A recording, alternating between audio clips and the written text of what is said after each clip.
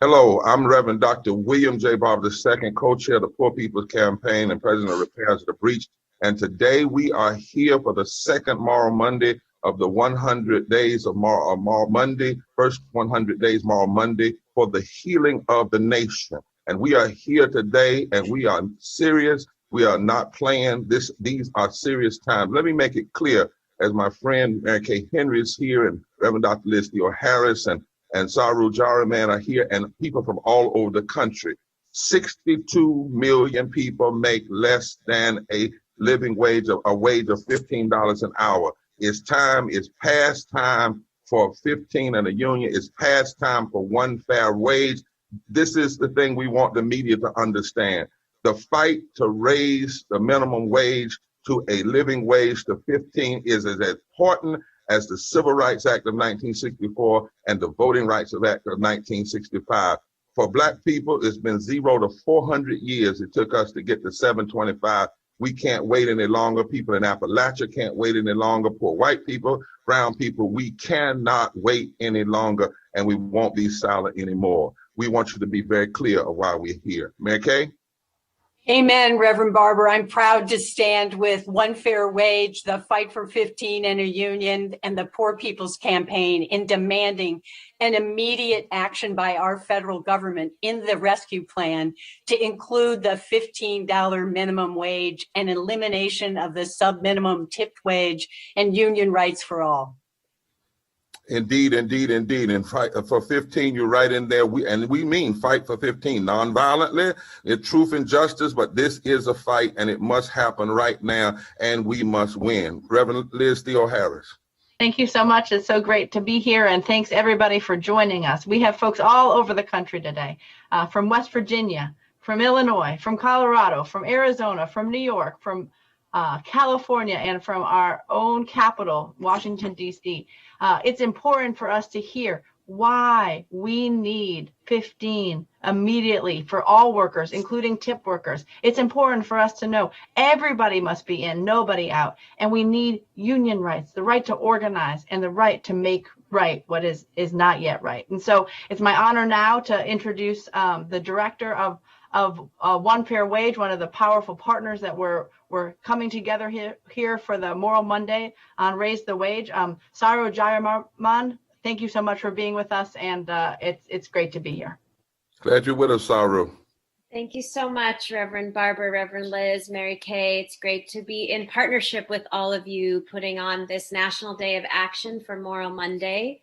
As was mentioned, I am the president of One Fair Wage. We represent about 240,000 workers across the country who are mostly service workers, tipped workers, who still get a federal minimum wage of $2.13 an hour. So as horrible as the $7.25 wage is, imagine living on $2.13 an hour. As Reverend Barber said, we can't wait any longer. The time is now. It is a COVID emergency. And I just want to remind us that the last time that there was a depression of this scale, we got the minimum wage as a result of it in the New Deal. And now we have another depression, and it's time to raise the minimum wage to $15 an hour for everybody. So we're going to go now to see people all over the country who are part of One Fair Wage and SEIU and the Poor People's Campaign in multiple cities. And we're going to start at our nation's capital in Washington, D.C. Let's go live to the folks in Washington, D.C. and hear from the workers and restaurant owners and allies who are standing together. So can we cue to the Washington, D.C. folks?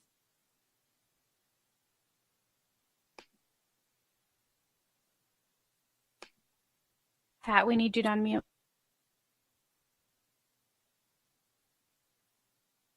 Hello, Pat, Washington, D.C. It's you. We want to hear you. And right now, I'm going to introduce our very powerful key speaker, Fiona. Thank you, Nikhil. Good afternoon, everyone. Good afternoon, everyone. It is way past time to end the sub-minimum wage for tip workers. This legacy of slavery must end. It exploits our workforce, that is mainly built up of mostly women and people of color. Living off of barely $2 an hour plus tips forces us to endure and even tolerate inappropriate customer behavior, since tips make up the bulk of our pay. It's kind of crazy because during the pandemic, we were asked to do and provide more of a service by enforcing COVID-19 protocols like social distancing and mask rules in a high risk environment, when tips were down 50 to 75%.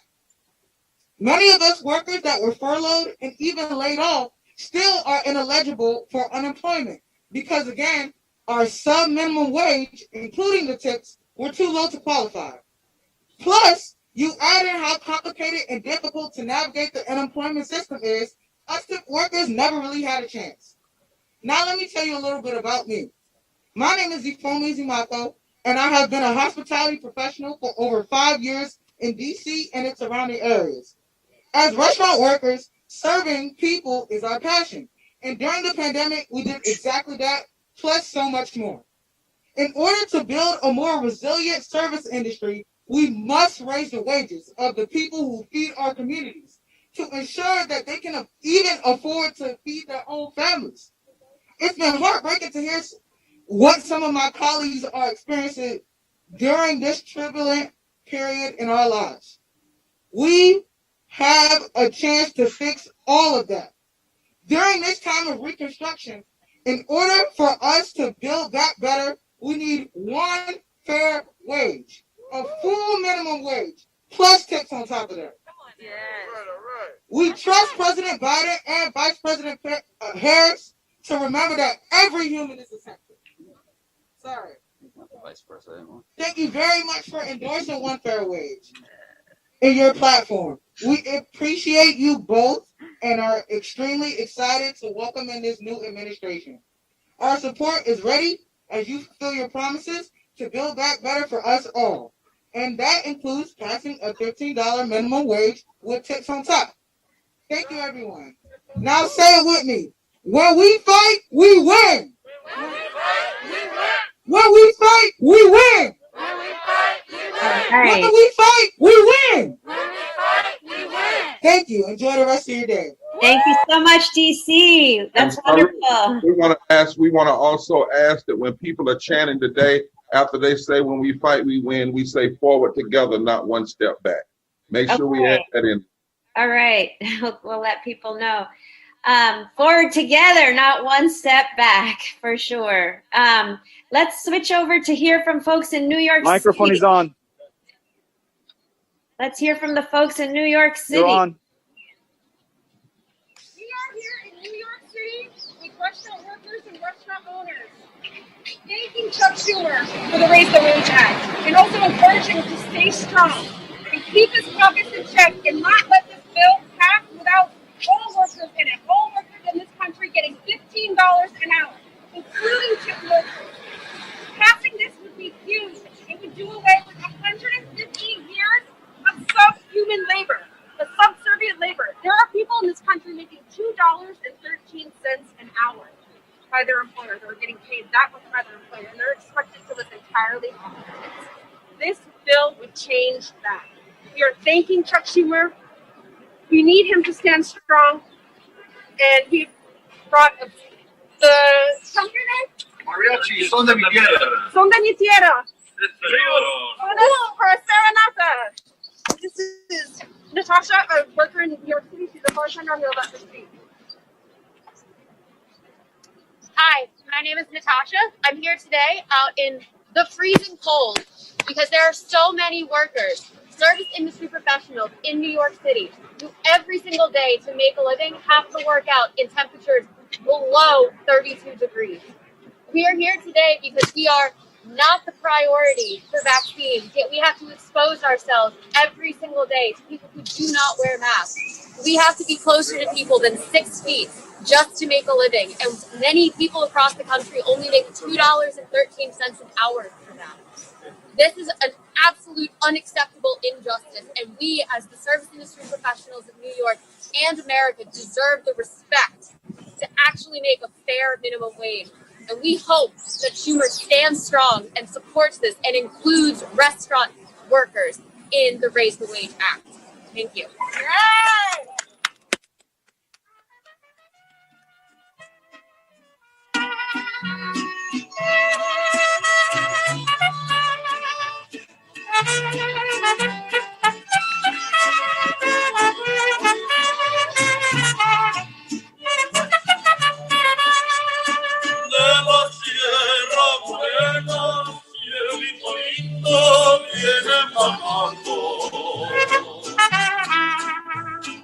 Un par de ojitos negros, cielito lindo, de contrabando.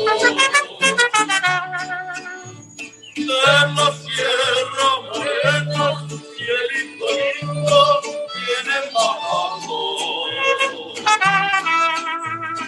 Un par de ojitos negros, cielito lindo, de contrabando.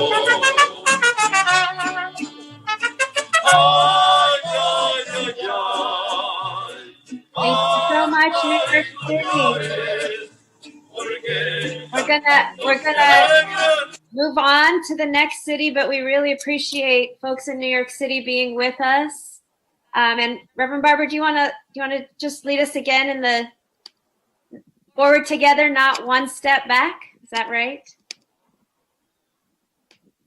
As we switch over now to West Virginia, where our dear Senator Manchin. I'm sorry, Reverend Barber, did you want to lead us? Oh, I just said forward together, not one step. Not one step back. That's right. Forward Nobody together. in, nobody out. When we fight, we win. And we're going to a fighting place now, West Virginia. I'm telling you, they are all over it. That's right. So let's. Hi guys. My name's Brianna. I'm here in front of Joe Manchin's office in Charleston, West Virginia.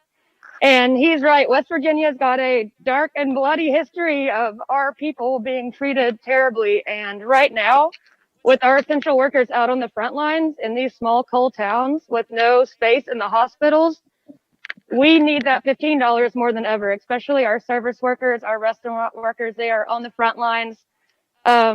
West Virginia is hemorrhaging young people out of this state. We don't have enough money to live here. We have to go and find our way elsewhere, even though we would rather be in our home. So this $15 would mean everything to us. Well, thank you so much, Brianna. When we fight, we win. Forward together, not one step back. Thank you so much for being out there. We really appreciate it. I think we're going to switch now to, if Chicago's not with us yet, to San Francisco, where we see a large crowd in front of Senator Feinstein's office. Hi, San Francisco. Can you hear us? Yes, we can hear you. Hello, the world. My name is Khalid. I am here in San Francisco with restaurant workers, restaurant owners. We have Brandon from Mr. Jews, and we have folks from the Poor People's Campaign. And we're all restaurant consumers, and we're standing out here in San Francisco, One Post Street, in front of Senator Dianne Feinstein's office to thank her for agreeing to vote on raising the minimum wage and to just call on all her colleagues in Congress to raise the minimum wage to $15 an hour. And I want to introduce my friend Mario, who is an Oakland-based restaurant worker, to say a few words. Hey out there. Basically, I just wanted to touch on a couple of points, that being trust and disconnect within the industry. You know, for me, it begins and ends with trust. When it all comes down to it, you know, the trust that we put into managers and owners to pay us fair wages for the services we provide, you know, all the way to the trust, you know, we put into local governments at large when it comes to enacting and securing labor policies that protect all workers. You know, that trust runs deep in the restaurant industry. I can tell you from firsthand experience, you know, I've trusted management and owners when it really shouldn't have when it comes to receiving fair wages. You know, countless times in countless restaurants, you know, the story's the same with the service workers. They simply can't make enough at one job, so they're working at least 2, if not 3 jobs to support themselves here in the Bay Area. You know, and with at least 50% of one's tips coming from a mysterious tip distribution algorithm that management sets up, you know, that simple fact puts the worker even farther from the process of getting paid fairly. They're sort of left in the dark. You know, that trust transfers to management, who distributes tips largely based on how much we get paid hourly. The pandemic has upended things so critically for service workers and provided scarce jobs in restaurants and bars that have seemed to survive thus far. This desperation for jobs and getting income is going to make the exchange of income and output even more foggier. People are going to be even more desperate than they were before for jobs, and this means accepting unfair wages, unfortunately, and lower wages in general because of this desperation. Our industry got uprooted overnight, and many of us, when filing our unemployment, could not get the full weekly amount due to the nature of the service worker tax return. Many tips to dishwashers, bussers, and barbacks are actually not reported. This has caused a large number of us to rely on the federal government. Unfortunately, we give this trust to those in power in the name of our best interests. A standardized, livable minimum wage isn't much to ask, and I think it would supplement the lower wages that are most definitely going to be part of the industry in the coming months and even years. To have trained economists and specialized labor commissions included in the conversation about the minimum wage would be more than welcomed by most.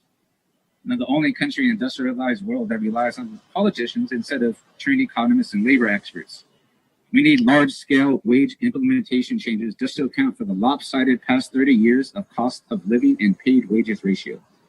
Put simply, we're at a breaking point in this country when it comes to people drowning and keeping their heads above water. And nowhere is this more apparent than the restaurant industry. It can't sustain and will not sustain as long as we have organizations such as One Fair Wage involved. It's not even a solution at this point. It's simply the best jumping off point that needs to happen as soon as possible to keep people from starving. When I was asked to share my experience of getting taken advantage of or witnessing firsthand the struggles and plights of restaurant workers, it depressed me that I actually had to think about it for a full day. In the future, I don't want to think about it at all. I want to try to find instances. Until then, the fire remains lit. Thank you. Thank you so much, Mario. Thank you, San When I say people, y'all say power. People. When I say 15, y'all say an hour. 50. Si se puede. Si se puede. San Francisco. Not forward together, not one step back. Can you say that, Khaled? Forward together, not one step back. Forward together, not one step back. Forward together, not one step back. Forward together, not one step back. Right. We thank you so much. We are moving forward together with One Fair Wage, SEIU, and the Poor People's Campaign. We're so thrilled to be doing this together. And we want to make sure everybody's sharing this on your social media. Please share on your social media this live stream. We have people all over the country, and we're headed next to Denver, Colorado, where Governor Hickenlooper, now Senator Hickenlooper, has not yet signed on to the $15 minimum wage, Raise the Wage Act, but we know he will. So let's switch over to Aaron in Denver.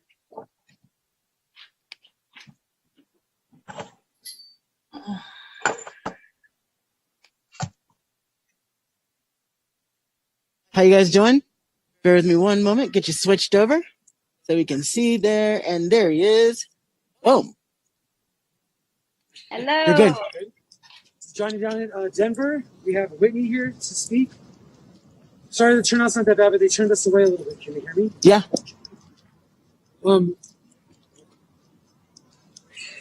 You're okay. We wish we had more people out here, but everybody needs fair wages.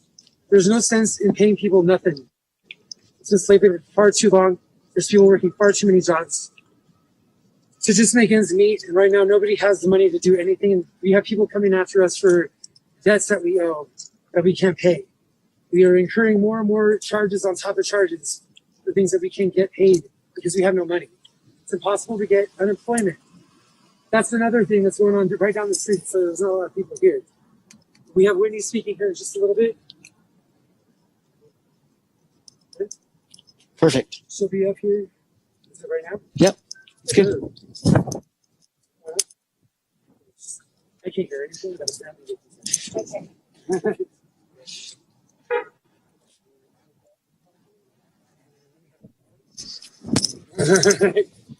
Hi, Whitney. Welcome.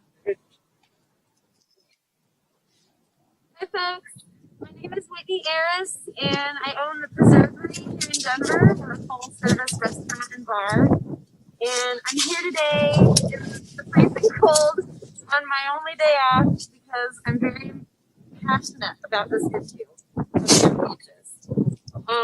It wasn't that long ago that I too was working for minimum wage as a line cook. Button up your And I know what it's like to be a service worker. I've been in this industry for a long time.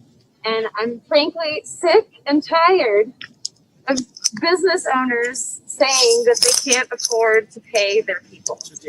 This entire industry has been built on the backs of low-wage workers, and it's not fair for us to continue to insist on not paying them a living wage. We can charge more for our food, we can negotiate costs, we can pay our people.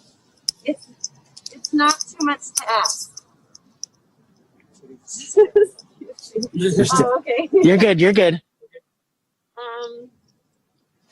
This issue has been in the media lately a lot, and I keep hearing these different accounts of business owners who say, I'll lose jobs, I'll lose people if I have to pay them more.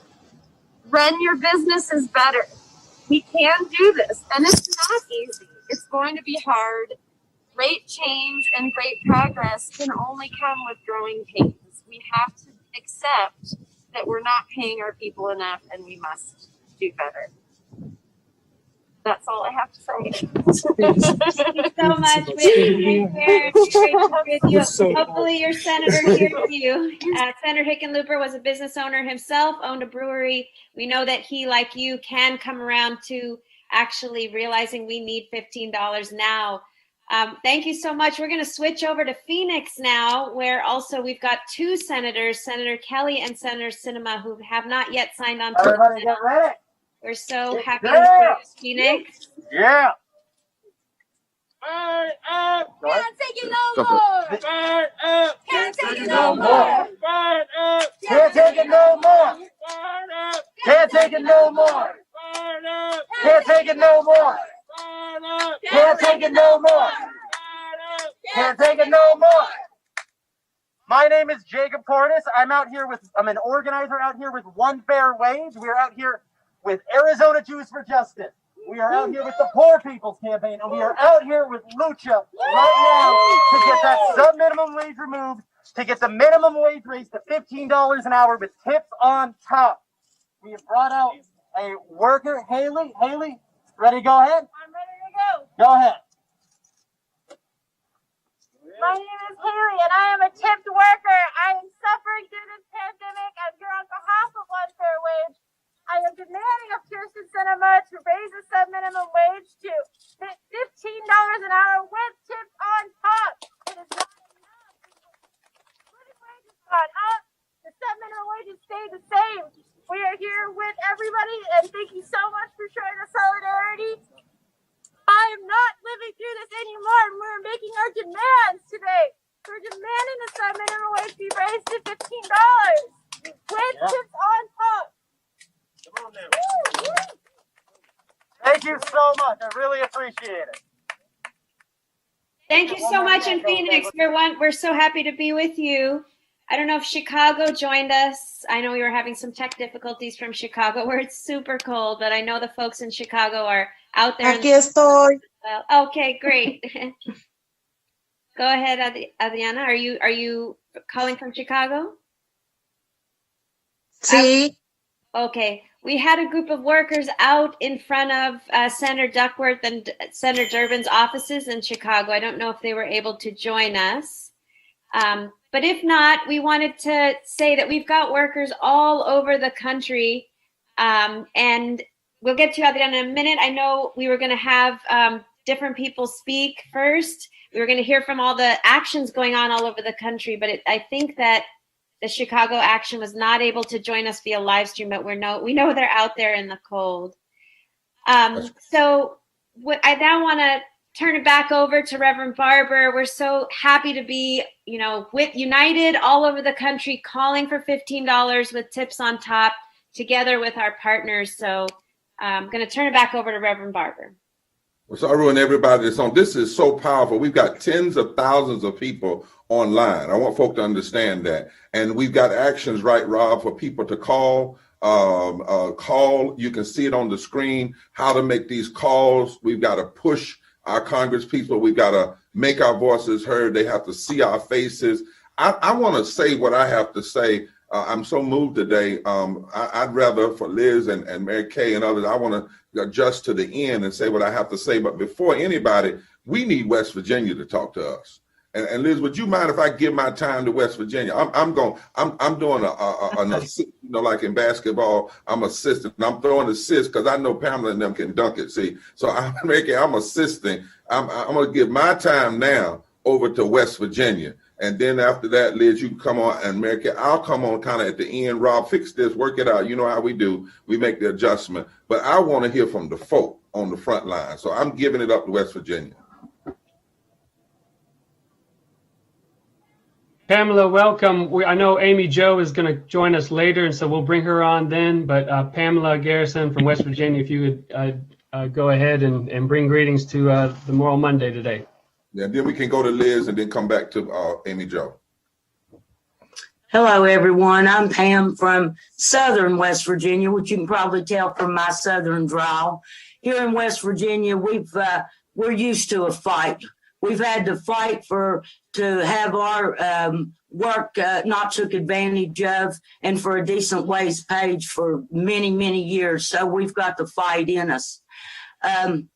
Here, they call this a rescue package, but yet they want to take the most important part of the rescue out of it.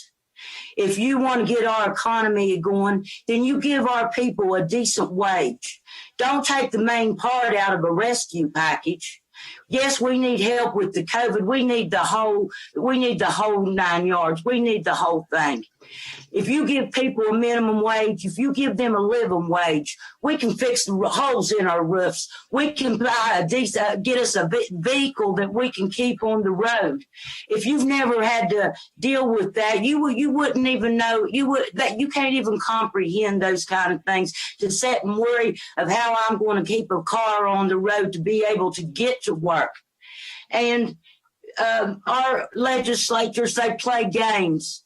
You know, it's kind of a slap in our face when we sit back and we watch them bail out corporations. We watch them bail out banks, but yet we're told our work don't matter. We're essential workers, they call us, and put us in the most dangerous positions there is, jobs nowadays through this COVID. But our work ain't worth a fair wage, a day's wage. Are you kidding me? And this is going to take all of us, people. It's going to take us letting them hear our voices and know. We are tired of scraping, scrounging, being hungry. We are tired of being the last on the list. We all want our voices heard, and I need every one of y'all. I need my brothers and sisters from every point in West Virginia. I've got more of my sisters coming on. I've had one from Charleston. I got another one coming on here pretty soon from up north, and every part of this state. And we are tired of it. We are tired of being the ones that are told our jobs don't matter, but yet we're essential. So people, I just want y'all to join us, because this is about our country. When you lift, there will be 350,000 West Virginians lifted up just with a minimum wage raise. And our economy, we have been stagnant for years. It took us 10 years to get up to $5 an hour and another 10 to get up to $7. It is time. It is past time, people. And Reverend Barber and every one of y'all, I want y'all to know we're here. We're not leaving, and we're not leaving the tip workers behind. We're bringing y'all with us. Y'all deserve a decent pay. Thank you. Yes, ma'am. Amen. Right? Here clearly, Liz. Yeah, so it is important for us to be here today and let us hear these words from Pamela and all of the chants and the stories from the cities and states across the country. We're gathered here indeed, Pamela, to make our voices heard. We have to make our voices heard.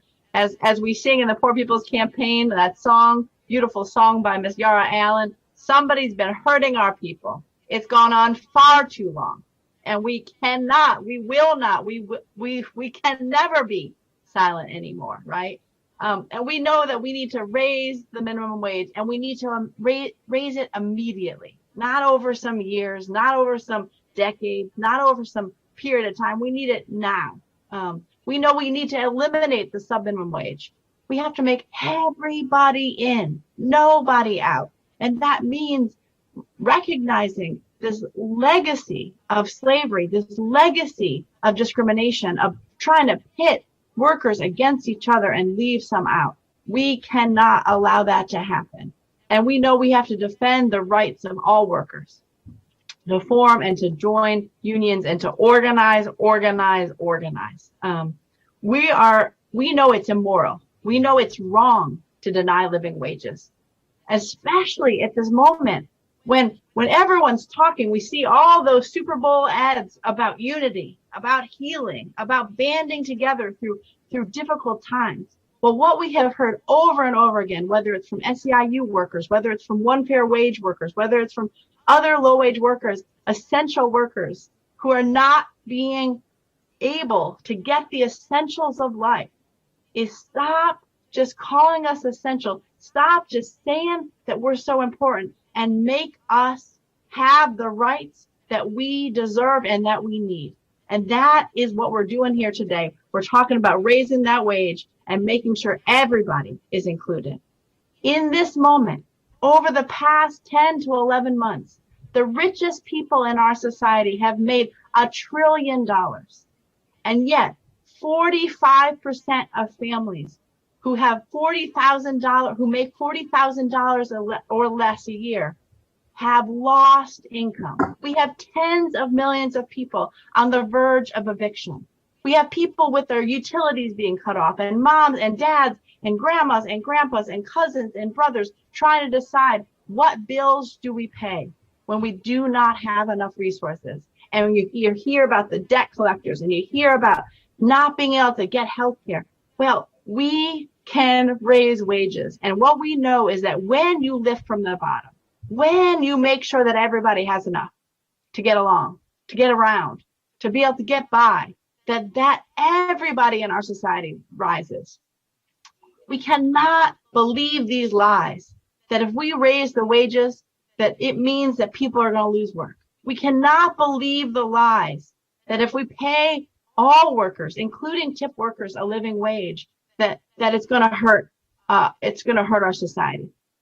A society that allows 62 million workers to make less than the living wage is a society in crisis, and it does not have to be this way. James 5 from the Holy Bible says, the wages you have failed to pay your workers cry out against you. Their cries have heard and reached the ears of God. We have crying workers across the country that are a part of this Moral Monday, and across the nation that are a part of this campaign and part of SEIU and part of a powerful force of people rising up who say we need to be free. We need to be able to have the rights that we deserve. And so we're going to organize to make them so. We are going to be calling all of our senators, putting the pressure on, turning the heat up. It is cold here in New York City. It is cold in other parts across this country, but we're turning the heat up on our politicians to say, you have to work for us. And we need living wages. We need 15 and a union for all workers, and starting now. And so it's powerful to be here with everybody, because we know what needs to happen, and we have the leadership of those that are working low wage jobs, that are essential workers, but not getting the essentials and being paid expendable wages. And we are going to organize until we win all of our rights. And so it's powerful to be here with you, Reverend Barber, and with Saru, and with Mary Kay, because we are indeed moving forward together and not one step back. Amen. And Saru, Liz, you are so right. You are so right. And the cries have gone up. Even God hears the cries of the people. Saru, if Mary Jo is not up here, Amy Jo is not on, just go to Mary Kay and work with her. Then we'll come back to Amy Jo when Rob lets us on, and I'll just close out at the end. I just want to hear everybody else. I want people, the workers, to talk today. It's time to stand up. So, Saru. Thank you so much, Reverend Barber. And we're so honored to have Mary Kay Henry, President of SEIU International, joining us. Mary Kay. I'm glad to be with you, Saru. And I was so thrilled and invigorated by the round of cities that you just took us to and the number of one fair wage leaders all across this country demanding an end to the sub-minimum wage and demanding 15 and tip wages on top for everybody in this nation. Everybody in, nobody out, forward together, not one step back.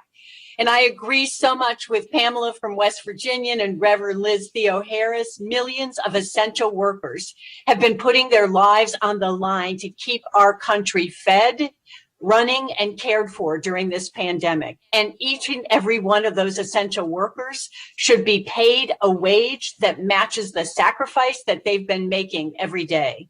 And if you're going to be deemed essential, just like Pan said, we need more than cards and television ads and thank yous and pots and pans being banged. We need to be respected, protected, and paid. And that means at least a $15 minimum wage, and we need it now. It is a moral imperative because, as we've heard from leaders all across this country, it's the single most powerful measure that our government can take to reduce racial pay inequity. It would boost the incomes of 62 million Americans, as Reverend Barber has told us, including 25% of Latino workers and nearly 30% of Black workers. It means that tens of millions of Americans can put food on the table. It means that moms and dads can pay the rent and buy asthma inhalers for their children. It means a mother who's working on the front lines of this pandemic in a nursing home, when she comes home and takes off her uniform and showers before she dares touch her children, can also keep the lights on, buy school supplies, and maybe even save for the future. We know this action will improve the lives of millions of families, white, Black, Latino, Asian, Native, and newcomer in communities all across this country. Not only is it the right thing to do, but Saru, you made the case, it makes economic sense. The rich and powerful have always rigged the rules in their favor and are going to use the same old arguments for why they can't pass a $15 minimum wage. But in a pandemic where the world's largest corporations saw their profits jump by 109 billion compared to pre-pandemic profit, we know their arguments are simply excuses. And that's why it's so critical that everyone on this live stream today make a phone call to your congressperson and senator, show up, send postcard, tell your family, friends, and neighbors. We have to be loud in making the demand, because we know that when working people have money in their pockets, they spend it in their communities on the things they need. They support small businesses, and that boosts the local economy for everyone. A $15 minimum wage is critical to building back better. And we know the Biden-Harris administration wants to do it, and that a $15 wage is just a start.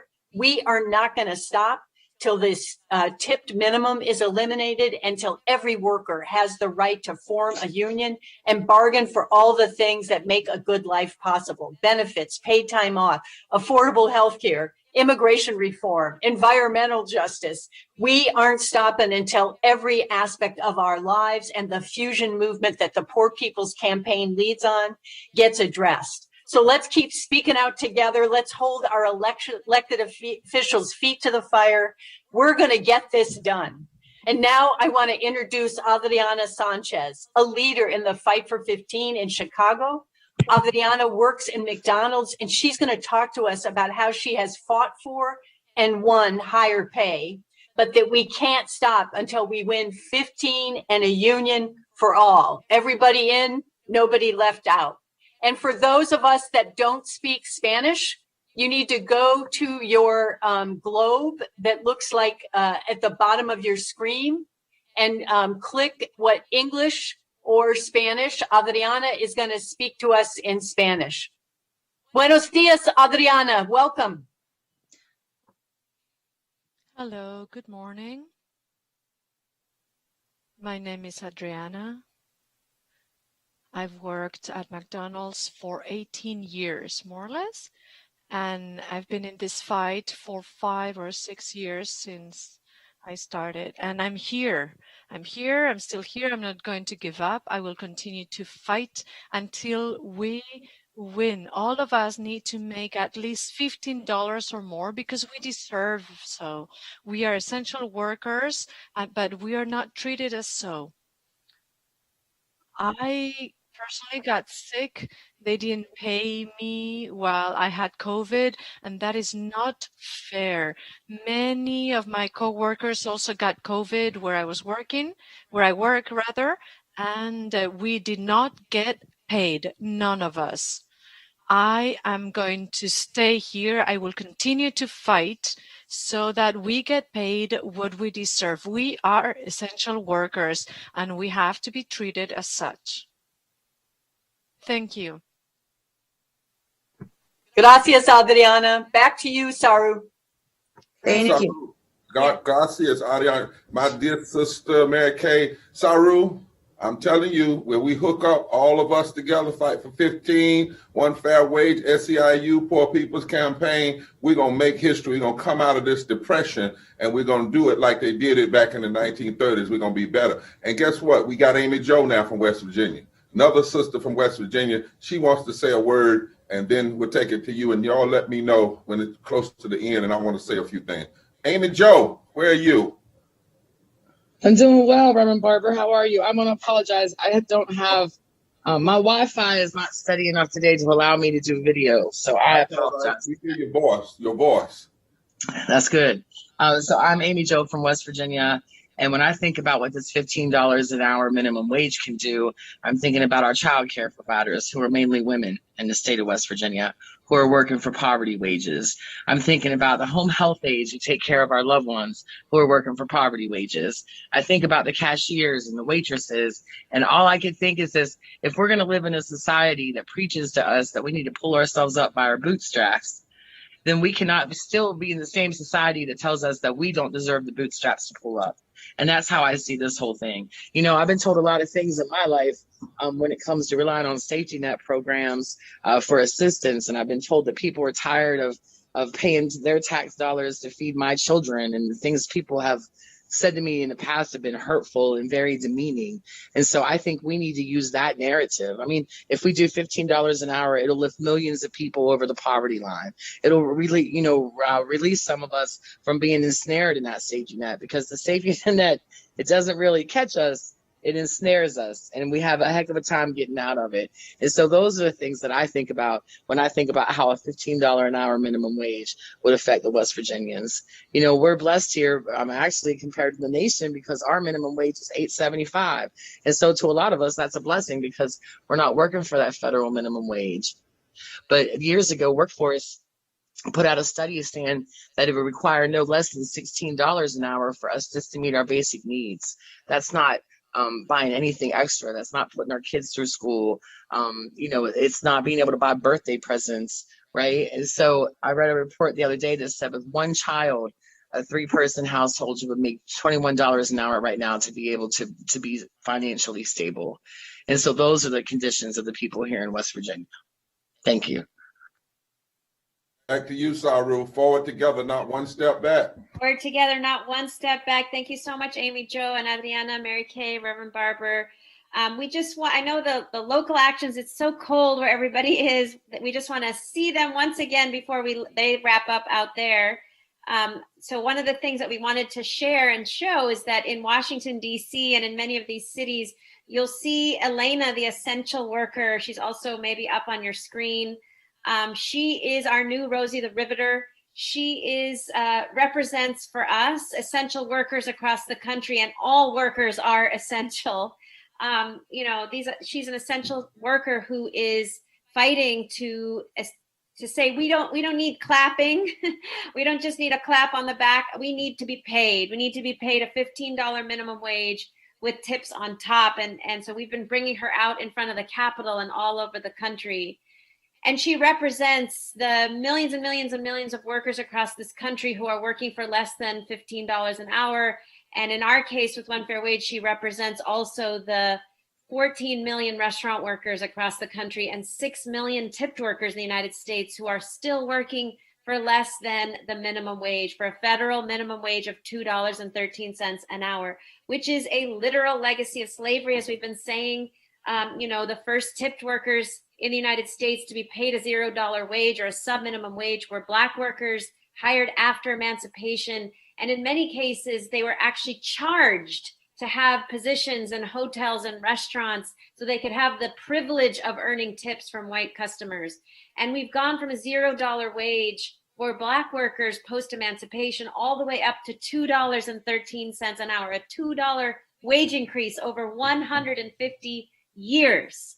And over that time period, over that entire time period, this has been a 70% female workforce of women, mostly waitresses, working in IHOPs and Denny's and Olive Gardens across the country, struggling with ridiculously low wages, economic instability, and the highest rates of sexual harassment. And it only got worse during the pandemic. You heard one of the workers in one of the cities talk about unemployment insurance. Most of our folks couldn't get unemployment insurance because they were told that that wage of $2 or $3 was too low to qualify for benefits. If the government is telling workers your wages are too low to get benefits, then their wages are too low and they have to be raised now.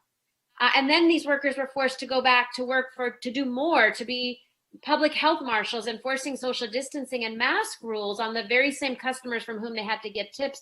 And millions of women reported that they were asked to remove their masks so men could judge their looks and therefore their tips on that basis. It has become a COVID crisis, and it is why so many small business restaurant owners have joined with us. Hundreds and hundreds of them have joined with us to say, no, this is not the wrong time to raise the minimum wage. This is the right time to raise the minimum wage when millions are suffering. And we can't expect people to come back to work and risk their lives without a full livable minimum wage with tips on top. So we did have a small business owner with us, an independent restaurant owner. Hopefully he's coming back. He had to step away. But before he speaks, I want to let two workers from One Fair Wage who've been waiting to speak share their story. Justice from Detroit and Veronica from California. That's the thing about our country. There are 7 states that already pay a full minimum wage with tips on top. One of them is California, and states like Michigan, where the wage is still just above $3. This is why we need the whole country to go to 15. And I'm going to let Justice from Detroit speak first.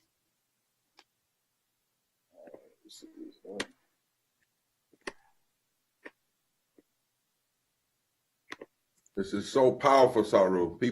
We got thousands and thousands all over the country and more tuning in.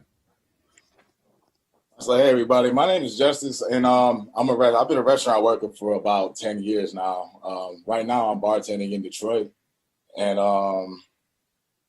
working as a tip worker it's been difficult enough before the pandemic. I mean, we're on our feet for 14 hours nonstop. That's right. We don't get breaks, and that's just pretty much the norm for front of the house and back of the house. And a lot of people think that, when you think of restaurants, you think of going to these nice high-end places where they're getting big tips, and that, and people that have that luxury, they don't mind that trade-off. But I mean, most of us are not in these big cities. I mean, there's not that many LAs and Chicagos and Miamis and places that are getting those big ticket, tip outs at the end of the day. There's a lot of people working at Denny's and stuff like that, and they're not walking home with all that money. And that's the vast majority of restaurant workers. They're in these rural areas, family style restaurants, and people are making $2, $3 maybe, in tips, after working at like a Coney Island or something. So like when you rely on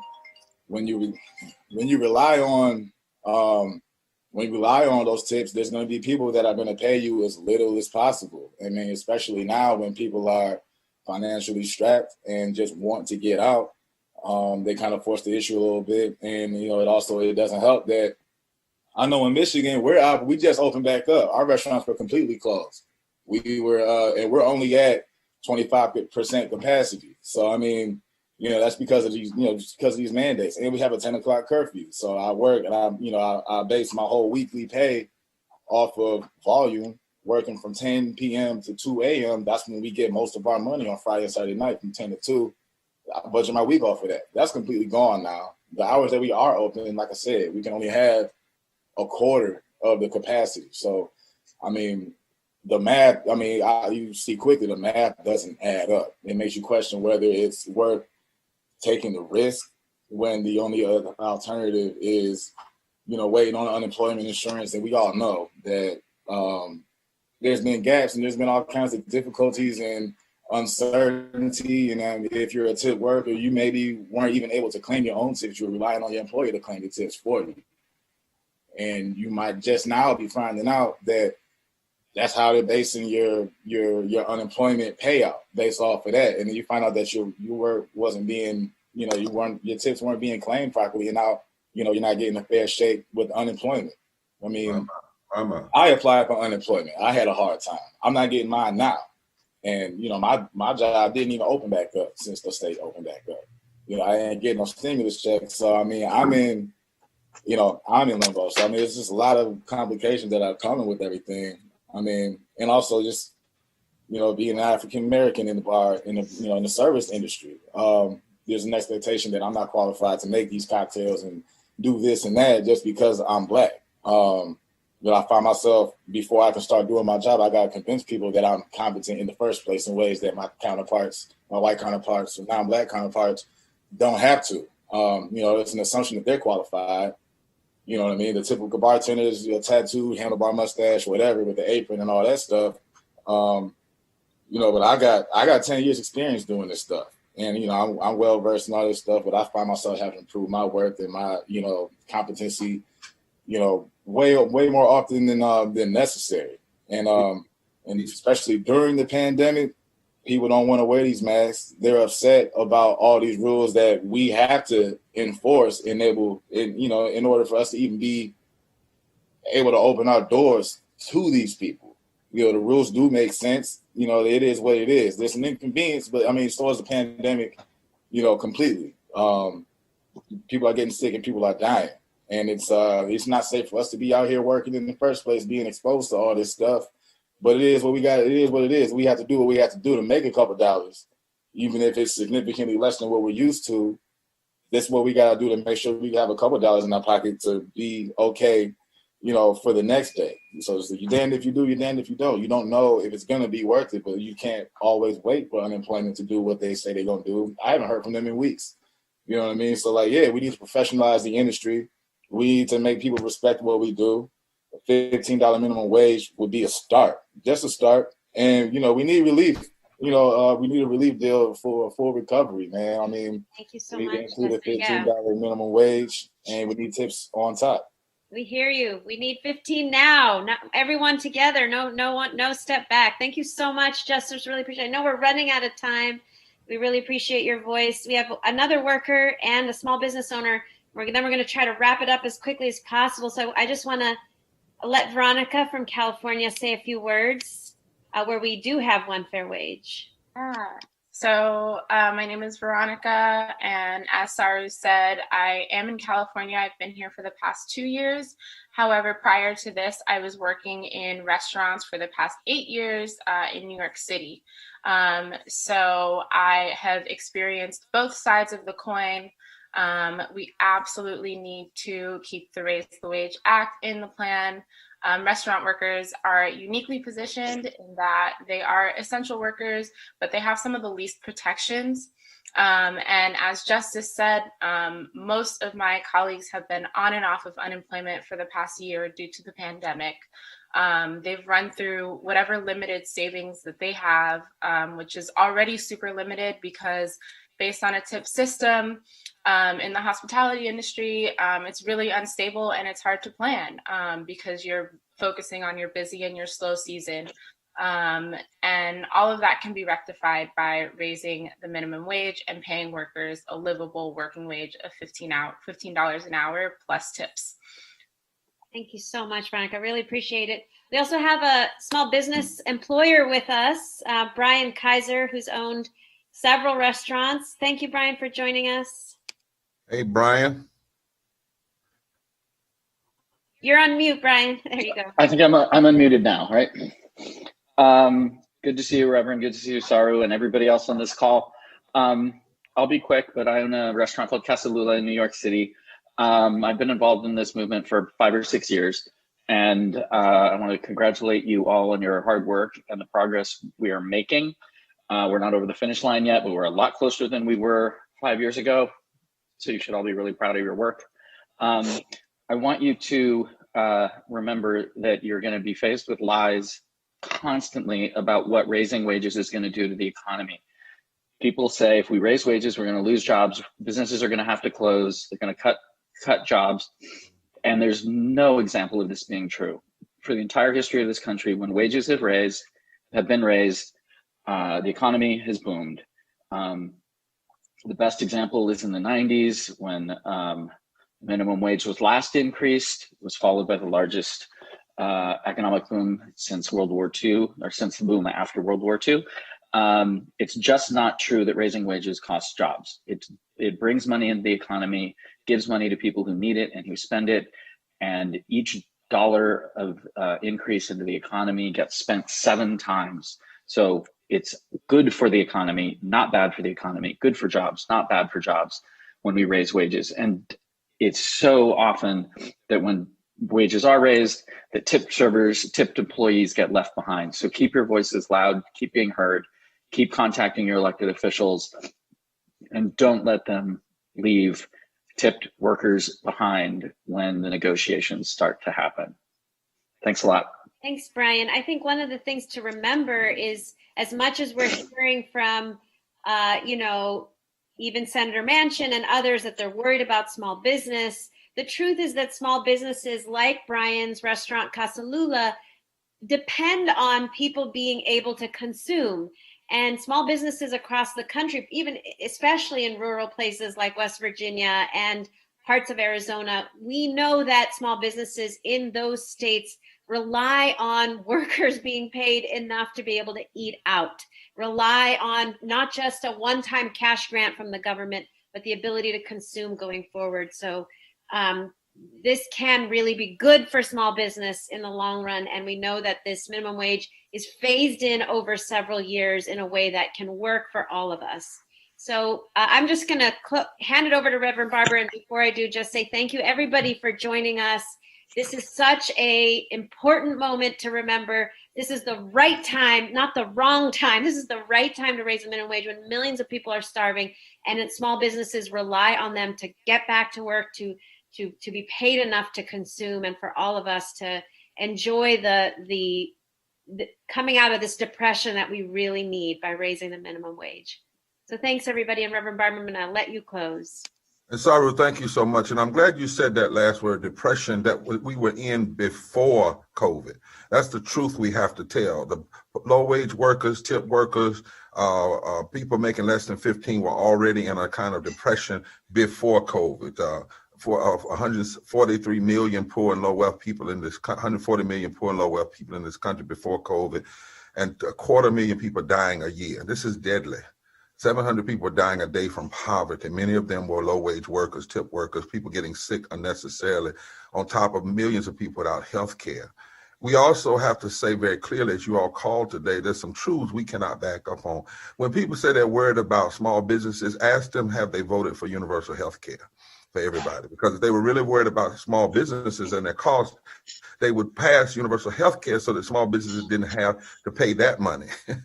If they were really worried about their businesses, they would pay people living wages, because guess what? The people with living wages ain't going to spend the money, and guess what? They're going to spend it back in their businesses.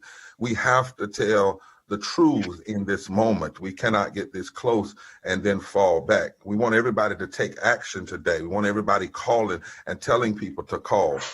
We say to President Biden, to Democrats, to Republicans, to senators, to all of them, don't turn your back on 15-hour minimum wage. Listen, 55% of poor and low-wealth people voted for this current ticket. 55%. That's the mandate. The mandate is in the people who voted, not in the backslapping of senators and congresspeople. It's the people who voted. And if we turn back now, it will hurt 62 million poor and low wealth people who have literally kept this economy alive, who were the first to have to go to jobs, first to get infected, first to get sick, first to die. We cannot be the last to get relief and the last to get treated and paid properly. Protect us, respect us, and pay us.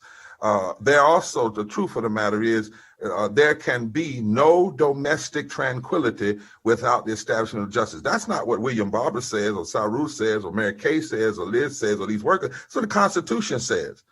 Establishment of justice precedes domestic tranquility. And you can only hold domestic tranquility when you promote the general welfare of all people. We know that this reconciliation business is nothing but an excuse.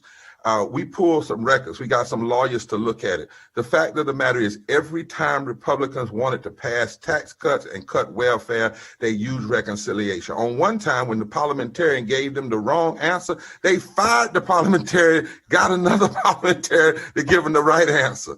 So the rules can't apply for corporations and one set of rules, and then there's another set of rules when it comes to poor and low wealth people. And that's why we're saying even to Democrats, don't play the reconciliation game. It only takes a simple majority. 51 votes can even overturn what the parliamentarian says. Let's be real about this. People turned out to vote, and it's time for this to happen. Lastly, in the New Deal, people lied. The New Deal people said to Roosevelt that minimum wage was going to break the country. You know what Roosevelt said to them? He said, any business that doesn't want to pay people a minimum wage does not belong in America. That's how frank Roosevelt was. He said, you don't have a right to exist in this country if you don't want to pay people a basic minimum wage. And so we know 57 years ago, at the March on Washington, Martin Luther King called for $2 an hour minimum wage, which would be $15 today. Everybody a few weeks ago, all the politicians were saying, let's follow Dr. King. Let's hear Dr. King's message of love. Well, you can't hear his message of love without hearing the love and the justice connected together. We also know, as I said earlier, that as Saru, I like the way you put it. For 100 years, it took us from $0 to $2. But from the beginning, we've been 0 to 400 years for tip workers to get to 210 and some change, and for other workers to get to 725. We can't wait another 400 years, 40 years, or 4 years. We really need it to happen now. And we also know that we saw Trump give trillions to the wealthy corporations. We cannot watch folk go backwards. To go backwards on this would be morally indefensible, constitutionally inconsistent, and economically insane. And we cannot address racial equity if we do not address the minimum wage of $15. Now, there's no such thing as racial equity where you just address police reform and prison, but you don't address the issue of economic justice. And if you address economic justice, guess what? It helps Black people and white people and brown people and Latino people. It helps everybody. Everybody in, nobody out. Everybody in, nobody out. Lastly, this is the coalition that the aristocracy and the greedy always fear. When people, regardless of their race, their color, their creed, their sexuality, their disability, come together to fight, to change the narrative, to demand, and to vote. Let us stay together. Let us stay together on all these issues, especially this. Saru, let us stay together. Mary Kay, let us stay together. Work, Liz, let us stay together. Fight for 15, let us stay together. Let us push. No need to play about it. We don't have but one season. My grandmama used to say, work while it is day because the night comes. She got that out of the Bible. And Isaiah 10 says, woe unto those who legislate evil and rob the poor of their rights and make women and children their prey. We have to act like we have one shot on this, one shot. Tomorrow is not promised, 60 seconds or 1 minute. Our whole life is in it. The issue is, what are we going to do with what we have now? It's time to push with every non-violent tool at our exposure. At our exposure. To our friends, we must demand courage. To our adversaries, we must say, get back, because we can't take any more attacks on our lives. But what we cannot do is rest for 1 minute. We know every battle, if we fight, we win. If we don't fight, we can't win. And so it's time for us to fight together with every ounce of truth, every call, every push, every political persuasion, every voice, every pulpit, every street corner, everywhere. It's time for us to push. We committed the Poor People's Campaign. We are together for this as we are together with all others. And by the way, I just had a revelation. And I've been thinking about it, Liz. I'm sorry I didn't tell you. I've been sitting here. I've been praying. I've been crying. So I want to say this today. Pamela, tell the folk of West Virginia, y'all set it up next Monday. I'm coming to West Virginia. It's time to go to West Virginia. Help y'all put some pressure there. I'm coming to West Virginia. I'm going to put my mask on double way. I talked to my team. They said they can drive one way. We can do it in one day. We're going to be protected. We're going to have something major in West Virginia next week. So y'all figure it out. Let's figure it out. I'm going to try to get the shot this week because my time has come up. But listen, I ain't crying no more. I'm tired of crying. I'm sitting here crying today. And it's time for us to stand again. I'm not coming to lift William Barbara. I'm coming to draw the media to you all so that you all, your voices can be lifted. And you can say to Manchin, it's time. We're going to help him be the best senator. He better than he ever thought he could be. We're going to help him. We're going to help him. And my grandmama say, we're going to help him. We're going to help him. So God bless you all. This is Tomorrow Monday. We'll be back at it, Liz, next Monday. Liz, let's talk about this. I'm sorry sometimes I speak in the Holy Ghost. I just get inspiration. But you know, I can't waste no more tears. I'm too old to waste tears. If I'm going to cry about it, I might as well fight about it. And so let's go. Let's stay together, forward together, not one step back. Forward together, not one step back. Thank you so much, Reverend Barbara, Reverend Liz, Mary Kay, all the speakers from all over the country. I was asked to just remind everybody to call your senator at the link on your screen and email your Congress members at the link on your screen. We need everybody. We need you to forward that link all over the country and get everybody to contact their senators and Congress members to make this happen now. We've got 135,000 workers who've signed on to a petition representing tens of millions of workers across the country and hundreds of small businesses who are standing with us, together with Reverend Barbara, Reverend Liz, Mary Kay, and everybody One Fair Wage, SEIU, and Poor People's Campaign represent. Thank you so, so much, everybody. Call your senators, contact your senators now. We can do this. Get it across the finish line. Thank you. Thank you, Saru. Thank Everybody you. in, nobody left behind. Forward together, not one step back. That's right, not one step back. Thank you.